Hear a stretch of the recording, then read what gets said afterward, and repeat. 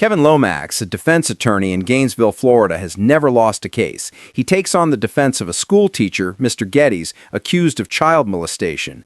During the trial, Kevin realizes his client is guilty when he notices Geddes making the same gesture under the desk that the young girl describes on the stand, with his other hand inside his pants as he relives the moment.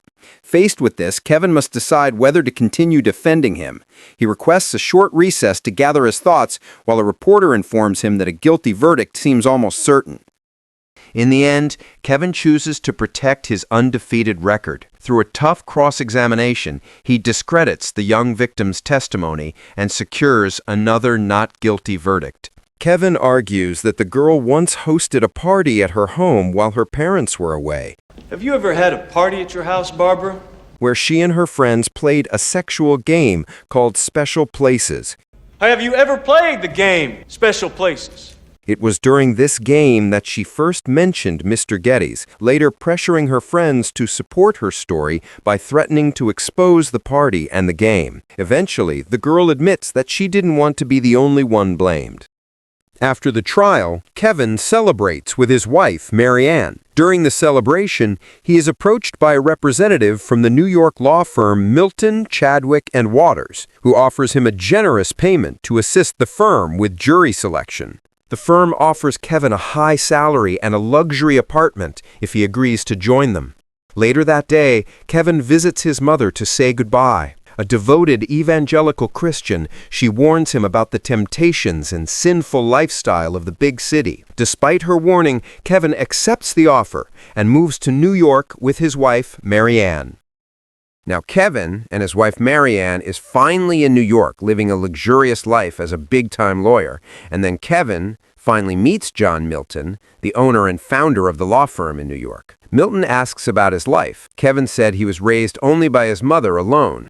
Kevin and his wife move into their new apartment, a place reserved for only a select few who live there rent-free. Both Maryanne and Kevin are thrilled with their fresh start in New York. The following day, John Milton personally introduces Kevin to the entire team at the firm. Kevin takes on his first assignment, the Moyes case. Moyes is a voodoo practitioner accused of dark rituals. His colleague, Pam Garrity, shows Kevin a recorded video of Moyes sacrificing a goat as part of a ritual. Kevin defends the voodoo sorcerer, arguing that the act is comparable to kashrut law and protected under freedom of religion. He wins the case, but as Kevin devotes more time to work, his wife, Maryanne, begins to feel increasingly isolated. Alex Cullen has just been charged with murdering his wife, her stepson, and a maid. When did this happen? Just now, tonight. Kevin's next client is Alexander Cullen, a wealthy billionaire accused of murdering his wife and child. The case consumes even more of Kevin's time, creating a deeper divide between him and Maryanne. During this period, Kevin also begins to have troubling fantasies about his colleague, Christabella Andreoli, an attractive and alluring woman. Meanwhile, Maryanne begins showing signs of mental instability. She claims to see demons everywhere, and later has a terrifying nightmare of a baby playing with her removed ovaries. Kevin questions Alex about his statement after investigators found his right hand and knee prints at the crime scene. Alex demonstrates his actions to Kevin, who then advises him not to carry a gun given his charges. You're charged with a triple homicide. You're walking around with a damn gun? Now, give me the gun. Then Kevin's mother, Alice Lomax, came to visit New York, and they met John Milton, who also stays with the same building. The next day, Kevin's mother tells him she wants to return to Gainesville because she feels uneasy in New York. They argue, and she warns him to take care of Maryanne, saying his wife is not in good condition. But Kevin ignores her advice and chooses to stay in New York. Kevin goes to work and later joins Milton at a boxing match. On the subway afterward, a random guy confronts Milton, asking what his problem is. The man pulls out a knife, but Milton calmly speaks to him in Spanish, revealing his wife is cheating on him. Shocked, the man quickly backs off and leaves the train. Kevin is left amazed by Milton's control and presence. Kevin begins spending more time with Milton, going out to watch boxing matches and drinking together. Even after calling his wife Maryanne and realizing she is still unwell, Kevin chooses to continue spending his time with Milton in his reasons that he's his boss. When Kevin returns home, he finds Maryanne in a deeply troubled state, showing signs of mental illness. She tells him that a doctor has declared her infertile and pleads with Kevin to return to Gainesville. Maryanne insists that something is wrong in their new home, claiming a dark presence surrounds them. The next day, Milton advises Kevin to step away from the trial to focus on Maryanne's well-being. It's your wife, man. She's sick. She needs you. She's got to come first. But Kevin refuses, believing he would grow to resent her for making him lose the case for the firm.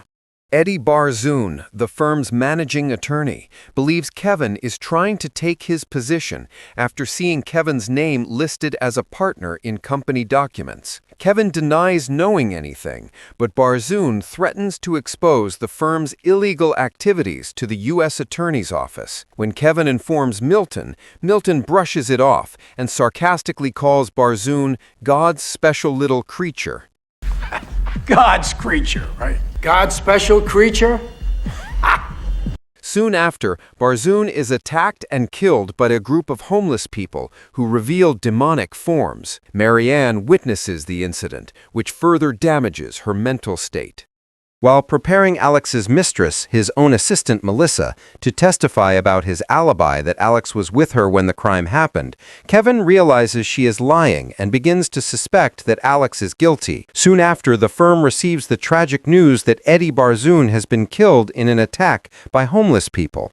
Milton reassures Kevin of his support, and despite his doubts, Kevin proceeds with Melissa's testimony and secures an acquittal for Alex Cullen.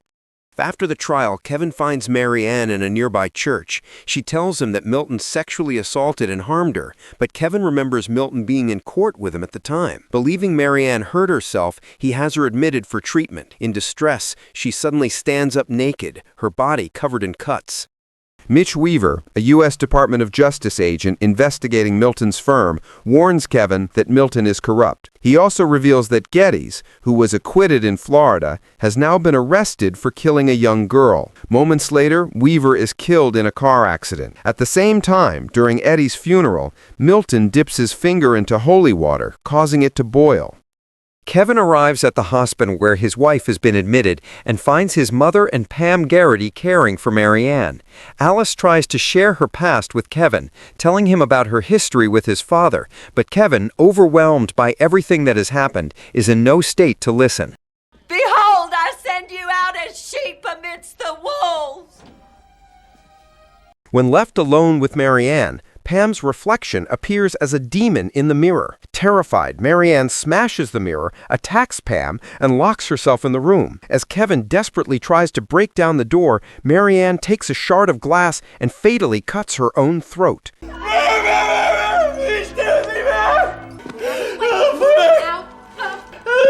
Dr. Joe, please! I'm losing her! Finish the story. You're in New York. There's a waiter in a restaurant. After the tragedy, Kevin demands that his mother finish her story. She then reveals the shocking truth. Kevin's father is John Milton.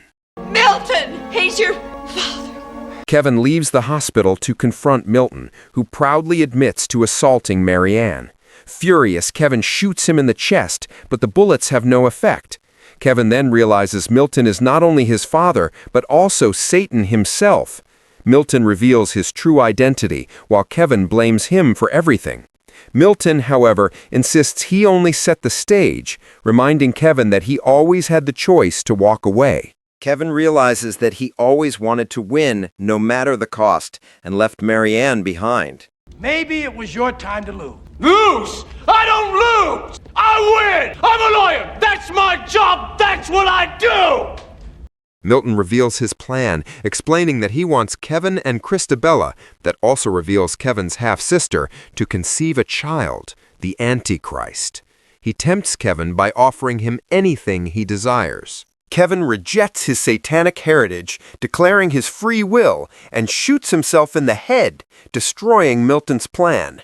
Enraged, Milton reveals his demonic form, burning Christabella alive before transforming into a winged angel that looks like Kevin. Kevin wakes up during the recess of the Gettys trial. After reuniting with Maryanne, he announces that he can no longer defend his client, even if it risks being disbarred. As they leave, a reporter follows, pushing for an interview and promising to make Kevin a star. With Maryanne's encouragement, Kevin reluctantly agrees. Once they walk away, the reporter transforms into a smiling Milton. Looking directly at the audience, he declares, "Vanity, definitely my favorite sin."